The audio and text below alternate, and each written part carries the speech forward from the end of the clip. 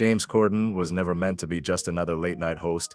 He started as a struggling actor in the UK, clawing his way through soap operas and small theater gigs before Gavin Stacey turned him into a national star. That lovable, larger-than-life Smithy persona opened every door: award shows, Broadway stages, and eventually the biggest gamble of all, replacing Craig Ferguson on CBS.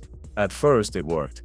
Corden reinvented late night for the YouTube generation, building viral moments like Carpool Karaoke that made him a household name worldwide. But the same charm that carried him to the top began to unravel. There were flashes of ego, public clashes on award stages, jokes that backfired, even fans exposing stories about how he treated people off camera. The cracks only widened, from the infamous Reddit roast to the tow truck revelation that Carpool Karaoke wasn't what it seemed. Each incident chipped away at the image he had built, and when the Balthazar restaurant scandal hit in 2022, it confirmed the rumors. The friendly host wasn't so friendly after all. By 2023, the decline wasn't just personal, it was historic. His exit didn't just end his run, it shut down the Late Late Show after nearly 30 years on air. Yet even as Hollywood turned its back, he returned to London stages, launched a new SiriusXM series, and squeezed out one more Gavin and Stacey finale. But the question still lingers: was James Corden simply unlucky, or was the downfall inevitable from the moment he stepped into the spotlight? Like and subscribe to Stars and Hypes for more, and let's continue. Before James Corden ever stepped foot on an American stage, he was just another hungry actor in the UK trying to make it stick.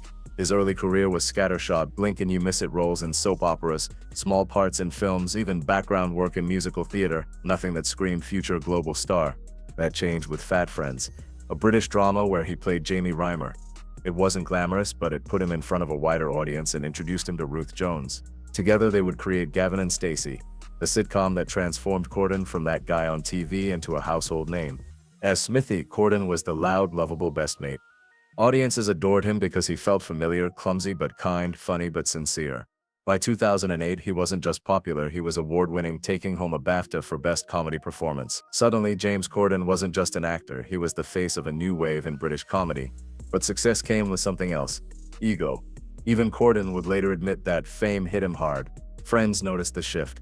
His Gavin and Stacey co-star Rob Brydon pulled him aside with a blunt warning: "The way you behave has an effect on people." His own sister didn't sugarcoat it either. "James, don't be a dick." And then came the moment that first cracked the mask. At the 2010 Glamour Women of the Year Awards, Sir Patrick Stewart called him out for looking bored on stage. Corden could have laughed it off, taken the criticism with grace. Instead, he snapped back, escalating into a public spat that left audiences cringing.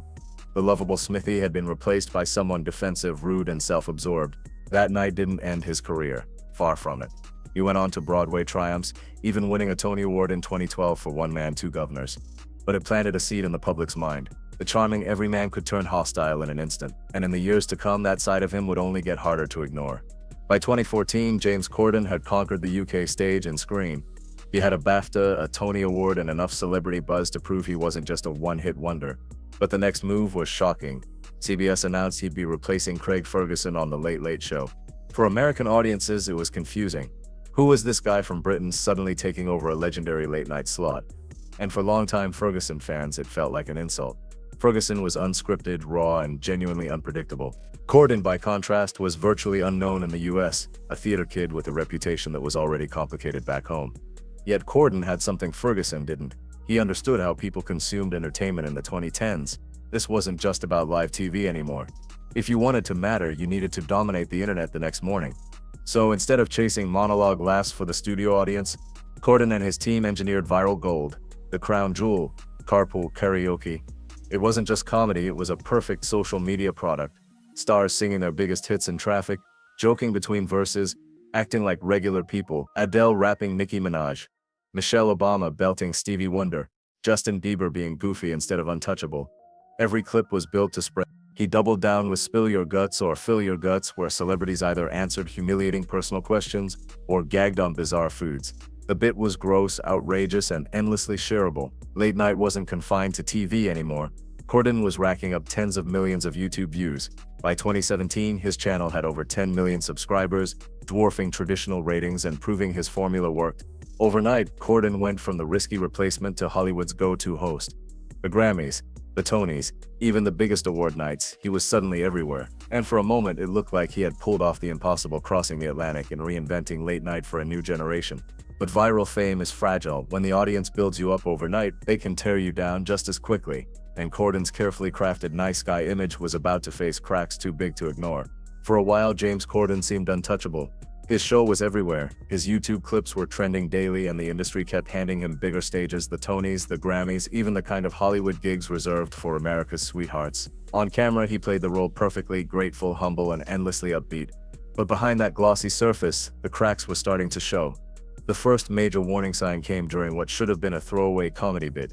On The Late Late Show, Corden sat across from Jimmy Kimmel in a round of Spill Your Guts or Fill Your Guts. Kimmel leaned in with a deceptively simple question. Name 2 of the cameramen who work here. It wasn't a trick, it was the kind of challenge you'd expect a host who claimed to value his crew to breeze through. But Corden froze. He laughed nervously, shifted in his seat, and muttered excuses about how it was a different crew that night. The audience chuckled politely, but online the clip took on a life of its own. Comments poured in. Imagine working with someone every day and they can't even name you. For a host whose brand was being everyone's mate, the moment exposed a different truth. Maybe he only turned the charm on when the cameras were rolling. That perception only deepened in 2017 when Corden hosted the Amfar Gala in Los Angeles. It was just weeks after the Harvey Weinstein scandal broke, a moment when Hollywood was reckoning with its darkest truths. Instead of addressing the seriousness of it, Corden tried to score laughs by joking about Weinstein inviting women up to his hotel room. The audience groaned. Celebrities in the room looked horrified. On social media, the backlash was immediate. The jokes weren't just unfunny, they felt tone-deaf, smug, and dismissive. Corden issued an apology, but apologies don't erase first impressions. For many, it was the first undeniable glimpse that his instincts weren't as good as his PR made them seem. And then came the disaster that cemented his reputation online, the Reddit AMA in 2019. At first glance, it was supposed to be routine fan engagement. Actors and hosts did these all the time. But instead of adoring fans asking him about Carpool Karaoke, the top comments were filled with personal horror stories. One user described sitting near him in a restaurant where Corden allegedly berated staff so viciously that even Harry Styles, seated at the same table, looked uncomfortable. Another wrote about seeing him backstage at A League of Their Own filming, claiming he threw tantrums at crew members and acted above everyone else. The tone of the thread shifted quickly from "Ask James anything" to "Let's tell the world what he's really like." Questions turned brutal. Why are you such a deeply unpleasant person? Did your parents raise you this way? Corden answered a handful of softball questions, then abandoned the thread entirely. But by then, the internet had decided the off-camera James Corden was not the person he played on TV. To make matters worse, even his signature bits started attracting scrutiny. In 2021, activists criticized Spill Your Guts or Fill Your Guts for mocking Asian cuisine. Items like chicken feet and century eggs were played up as disgusting challenges, but for many cultures, those were normal dishes. A petition demanding Corden retire or change the segment gathered tens of thousands of signatures, framing it not as a fun gag, but as casual racism disguised as comedy. For a host who relied on a global YouTube audience, this wasn't just a bad look, it was proof that his playful edge sometimes crossed lines he didn't seem to recognize. One by one, the moments added up. The crew incident, the offensive jokes, the Reddit roast, the cultural backlash. None of them destroyed him outright, but together they painted a picture. The audience who once saw James Corden as a lovable, harmless everyman was starting to see something else. A man whose charm didn't always extend beyond the camera lens. And the illusion was about to unravel even further, because soon people realized that even his most beloved creation wasn't what it seemed. For 5 years, Carpool Karaoke wasn't just James Corden's best segment, it was his entire brand. When CBS hired him, critics questioned whether an unknown British comedian could possibly replace Craig Ferguson. By 2017, that doubt was gone.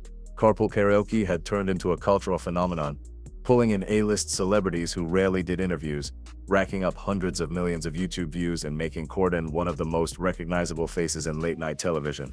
It worked because it felt real. There was something disarming about seeing Adele belting out her own songs while sipping tea in the passenger seat, or watching Michelle Obama laugh her way through a Stevie Wonder duet as Secret Service SUVs followed behind. For the audience, the car wasn't just a vehicle, it was a symbol of intimacy. You weren't watching a stage studio interview, you were watching real life, a host casually driving around with the biggest stars in the world. But then in January 2020, the curtain slipped. A fan on the streets of Los Angeles spotted James Corden filming a segment with Justin Bieber. Only this time, the magic looked different. Instead of driving, Corden's black SUV was perched on a flatbed tow rig, being pulled through traffic like a prop. The fan recorded the scene, posted it online, and within hours the video spread everywhere. Millions of people saw it, Headlines accused Corden of faking Carpool Karaoke, and for the first time the audience started to question whether the thing they loved most about him was nothing but smoke and mirrors. The reactions were divided. Some defended him, pointing out that safety regulations for filming in traffic make sense, especially when celebrities are in the car, but the backlash was louder. For many fans, it wasn't about safety, it was about trust. They felt lied to. If the driving was staged, maybe the laughter was staged. Maybe the whole casual sing-along was just another performance. Corden scrambled to do damage control. On the Late Late Show, he addressed the controversy with his trademark mix of humor and reassurance. He admitted that the Bieber episode had used a tow rig, but insisted it was a rare exception. 95% of the time I am driving the car, he claimed, holding up a mock official list of which Carpool Karaoke rides were genuine and which weren't. The audience laughed, but online the skepticism didn't fade. People weren't just questioning whether he drove the car, they were questioning whether he was ever the authentic, humble everyman they thought he was. Because Carpool Karaoke wasn't just a comedy sketch, it was the foundation of his persona. It painted James Corden as the guy who could make anyone comfortable, from pop stars to first ladies. It was the proof that he was fun, approachable, and above all, genuine. And when fans realized the illusion of spontaneity wasn't entirely real, it tainted the whole image. What might have been a minor revelation became symbolic. It wasn't just about a tow truck, it was about authenticity. And in an era when audiences crave realness from their celebrities, James Corden suddenly looked like the opposite. The timing made it worse. By 2020, people were already whispering about his behavior off-camera. Reddit threads, award show gaffes, bad restaurant stories. The tow truck video didn't create the backlash, but it gave those whispers credibility. It confirmed what critics had been saying for years. James Corden's persona was carefully staged and the cracks were finally showing. The spell of authenticity was broken, and when the illusion dies, every next mistake feels 10 times louder, which is exactly what happened in 2022, when a single restaurant incident in New York turned quiet resentment into full-blown outrage. For years, stories about James Corden's off-camera behavior floated around the internet like smoke without fire. Reddit anecdotes, snarky tweets, whispers from award shows. They painted a picture of someone entitled and difficult, but nothing ever stuck hard enough to break through to the mainstream. That all changed in October 2022 inside a legendary New York restaurant. The place was Balthazar, a celebrity favorite in Manhattan known as much for its iconic atmosphere as its famously attentive service. Its owner, Keith McNally, had built a reputation of his own, outspoken, unfiltered, and unafraid to call people out. Which is why, when he posted a furious Instagram rant accusing James Corden of being the most abusive customer in the restaurant's 25-year history, the internet lit up. McNally didn't hold back. He described two separate incidents. The first involved Corden allegedly finding a hair in his food. Instead of handling it quietly, McNally claimed Corden exploded, demanding free drinks for the table and threatening to leave a scathing review unless the restaurant made things right. The second, even worse, came when Corden's wife ordered an omelet that was slightly incorrect.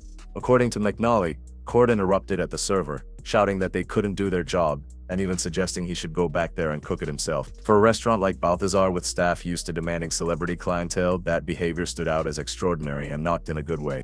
The post went viral almost instantly. Here was an A-list host, caught not by anonymous Reddit users, but by a respected restaurant owner with nothing to gain and receipts to burn. McNally even went as far as banning Corden from the restaurant altogether, a public humiliation that spread across headlines worldwide. Memes circulated, late-night rivals mocked him, and suddenly the whispers about his behavior didn't feel like rumors anymore. They felt like pattern. Corden moved quickly to contain the fire. Within hours, he reportedly called McNally directly to apologize. The owner rescinded the ban, even praising Corden for being gracious in his apology. And on the Late Late Show, Corden addressed it head-on, admitting that in the heat of the moment he had made a sarcastic, rude remark to a server. It was wrong, he said. I deeply regret it. But instead of cooling things off, his attempt at damage control made it worse. Days later, during a follow-up interview, Corden seemed to downplay the incident, saying he didn't do anything wrong on any level. To critics, it sounded like a man trying to have it both ways, apologizing when caught, then brushing it off once the spotlight dimmed. The fallout was brutal. For fans already uneasy about the tow truck Carpool Karaoke reveal, this incident confirmed the growing suspicion. James Corden wasn't the affable everyman he played on TV. He was the Hollywood cliché, nice to the powerful, dismissive to the people he thought beneath him. And because the story was simple, a famous man berating waitstaff, it stuck. It wasn't complicated or buried in gossip forums, it was concrete, relatable, and easy to share. Everyone has worked in service or knows someone who has. Seeing a multimillionaire host scream over an omelet hit differently than a Reddit thread or an awkward award show clip. By the end of 2022, James Corden's reputation was in free fall. The internet had turned against him, headlines about his ban at Balthazar were everywhere, and the one thing he had always relied on, his carefully built image as a kind, grateful everyman, was in tatters. But as bad as that moment was, it wasn't just about public embarrassment. It was the beginning of something bigger. Because the Balthazar scandal didn't just damage James Corden, it also pulled the plug on the very show that had made him a star in America. By the time the Balthazar scandal hit, James Corden's reputation was already wobbling. But what happened next pushed things from personal embarrassment to professional catastrophe. His downfall started to drag an entire television institution down with him. For nearly 30 years, The Late Late Show had been a fixture of American late-night TV. It survived multiple hosts, from Tom Snyder to Craig Kilborn to Craig Ferguson. Each era brought its own audience, its own tone. When Corden stepped in back in 2015, the show didn't just survive, it exploded online. For a brief moment, it looked like CBS had outsmarted everyone. But by 2023, the cracks in Corden's brand had infected the show itself. Viewership was plummeting. In its heyday, The Late Late Show with James Corden averaged close to 1 million viewers a night. By his final season, that number had sunk to barely 670,000. Catastrophic by network standards. Advertisers were restless, production costs were high, and Carpool Karaoke, once the segment that justified everything, had lost its shine. Audiences weren't tuning in for Corden anymore. They were tuning out. When Corden announced in April 2022 that he'd be stepping away the following year, he framed it as a family decision. He spoke about his children, about not wanting to move teenagers back and forth across the Atlantic. It was a sympathetic story. But inside the industry, few believed it. The truth was harder. CBS no longer had faith that Corden could hold the slot. The scandals, the backlash, the sinking numbers, they had all piled up, and executives knew the brand couldn't be repaired. On April 27, 2023, James Corden said goodbye to late-night television. The finale was bittersweet. A few big stars showed up. There were montages, there was applause, but it didn't feel triumphant. It felt like an ending not just for Corden, but for the show itself. And then came the real shock. CBS didn't even bother finding a replacement. The franchise wasn't passed on to a new host like Conan or Fallon or Colbert once had been. Instead, the network pulled the plug entirely. The Late Late Show, a program that had run since 1995, was dead. For months, CBS tried to fill the void with a cheaper experiment. After Midnight, a panel-style game show revival, but by 2025, even that was canceled. For the first time in decades, the network abandoned the 12:30 a.m. slot altogether. James Corden hadn't just lost his own show. He had presided over the quiet death of a franchise that once defined late-night culture. Looking back, the symbolism was almost too perfect. A host who built his empire on viral gloss and a nice guy mask left behind a trail of bad headlines and a collapsed show. His departure didn't spark renewal, it left a crater. And while the lights dimmed on late night in America, James Corden himself wasn't finished. Because back in the UK, he was already plotting his next chapter. When James Corden's final episode of The Late Late Show aired in April 2023, it didn't just close a chapter, it felt like a full stop. His reputation in America was bruised beyond repair. The Carpool Karaoke tow truck controversy, the disastrous Reddit AMA, and the infamous Balthazar scandal had all combined to cast him as the textbook example of a celebrity whose nice guy persona had crumbled. For many, his tearful farewell looked less like a graceful exit and more like an exile. But exile has a way of forcing reinvention. And Corden understood that if Hollywood had shut its doors, he still had an open stage waiting back home. Within months, he returned to his roots, Life Theatre in London. In summer 2024, he starred in The Constituent at the Old Vic, one of the most respected theatres in the UK. The play wasn't light entertainment. It was a politically charged drama about a troubled MP and his relationship with a constituent in crisis. Corden played opposite Anna Maxwell Martin, and critics who had spent years skewering him in tabloids were forced to acknowledge his performance. Reviews described him as restrained, thoughtful, and even powerful. It was a striking contrast to the brash, self-promoting late-night host Americans thought they knew. On stage, stripped of viral gimmicks and camera tricks, Corden reminded audiences of something they had forgotten. He could actually act. At the same time, he was reinventing himself in another medium, radio and streaming. In February 2024, Corden launched This Life of Mine on SiriusXM, a long-form interview series built around intimate conversations with celebrities about the defining moments of their lives. Unlike late night, there were no punchlines, no carpool sing-alongs, no forced games, just conversation. His first guest proved he still had the connections to pull top-tier names. George Clooney, Kim Kardashian, Martin Scorsese. The show allowed him to showcase a softer, more reflective side, listening instead of performing, guiding stories instead of dominating them. In many ways, it was the anti-Late Late Show. And strategically, it positioned him in a safer lane: podcasts and satellite radio, where the pressures of nightly ratings and viral clips didn't exist. But the reinvention wasn't just about proving himself as a serious figure. It was also about nostalgia. In December 2024, the BBC finally aired the long-promised finale to Gavin and Stacey. For more than a decade, fans had speculated about the fate of Smithy and Nessa after the show's infamous cliffhanger. The Christmas special was treated like a national event in the UK. Millions tuned in, social media exploded, and for one night, James Corden wasn't the Hollywood villain the internet mocked. He was Smithy again, the lovable everyman who had first made him famous. It was a full-circle moment, reminding audiences why they'd rooted for him in the first place. Taken together, these moves painted the outline of a strategy. Corden wasn't chasing the American spotlight anymore. He was recalibrating. In theater, he reclaimed respect as a performer. In SiriusXM, he carved out a space where he could control the narrative, away from the viral internet culture that had turned against him. And in Gavin and Stacey, he leaned on nostalgia to remind the public of his origins. Still, Reinvention doesn't erase history. Every stage performance, every episode of his radio show, every press appearance carries the weight of the past decade. When audiences look at James Corden now, they don't just see Smithy or the Broadway star. They see the man banned from a restaurant for berating staff, the host who mocked cultural foods for laughs, the celebrity accused of arrogance. The reinventions work, but only in part. They give him space to keep working, but they can't fully rebuild the trust that once made him late night's golden boy. By 2025, James Corden had found stability again, but not redemption. He was working, he was respected in smaller circles, and he was making headlines on his own terms. But the internet never forgets, and that raises the question: are these reinventions proof of a man rediscovering himself, or just another carefully constructed mask? Looking back, James Corden's story feels almost scripted. He began as the charming underdog who climbed from small parts in British soaps to BAFTAs and Broadway. He crossed the Atlantic as the unlikely replacement for Craig Ferguson and reinvented late-night television with viral genius like Carpool Karaoke. For a brief moment, he wasn't just winning, he was rewriting the playbook for how late-night could survive in the age of YouTube. But the higher the pedestal, the harder the fall. What undid Corden wasn't one single scandal. It was the slow drip of contradictions, the humble everyman who mocked a legendary actor on stage, the friendly host who couldn't name his own cameraman, the safe face of Hollywood who cracked jokes about Weinstein at the worst possible moment, the man who played kindness on camera but screamed at waitstaff when he thought no one important was watching. Each incident by itself might have been survivable. Together they formed a pattern audiences couldn't ignore.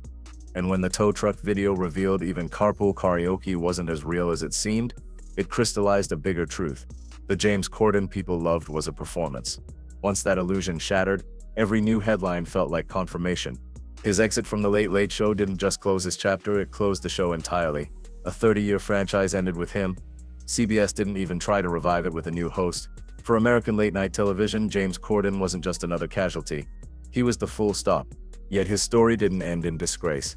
Back in the UK, he rebuilt quietly, respected theater roles, a SiriusXM show that cast him as a thoughtful interviewer, a final Gavin and Stacey episode that brought back the warmth of his earliest success. He's still working, still visible, still relevant, but something fundamental has shifted. He's no longer the unstoppable everyman of late-night TV. He's a reminder of how quickly public trust can evaporate, and how impossible it is to fully regain once it's gone. James Corden's arc sits alongside other cautionary tales and entertainment stories of performers who rose by embodying kindness and humility, only to be undone when the mask slipped. The lesson is simple, but brutal. Audiences don't just watch what you do on screen, they listen to what people say about you off it. And in the age of receipts, Reddit threads, and viral clips, the truth will always find a way out. So while James Corden has reinvented himself for now, the question lingers: is this the man he always was, stripped of the gloss? Or is it simply another act in a career built on playing roles? That's for the audience to decide. If you enjoyed this video, make sure to leave a like and subscribe to Stars and Hypes so you don't miss what's coming next. I'd love to hear your thoughts on how things will continue in the comments below. Thanks for watching, and until next time, take care and have a great day.